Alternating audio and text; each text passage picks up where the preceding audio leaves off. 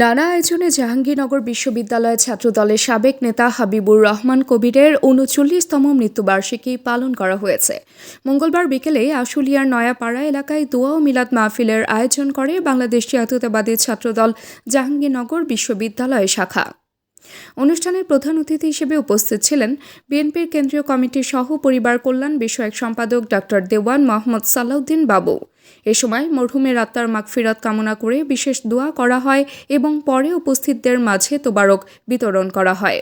এছাড়া জাহাঙ্গীরনগর বিশ্ববিদ্যালয় ক্যাম্পাসেও দোয়া ও মিলাদ মাহফিল অনুষ্ঠিত হয়।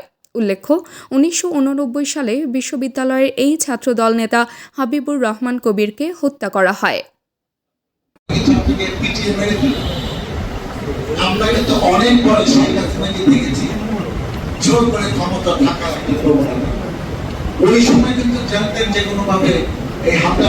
তাবাসসুম হকানিকা, দৈনিক আজকের বাংলা। দৈনিক আজকের বাংলা .net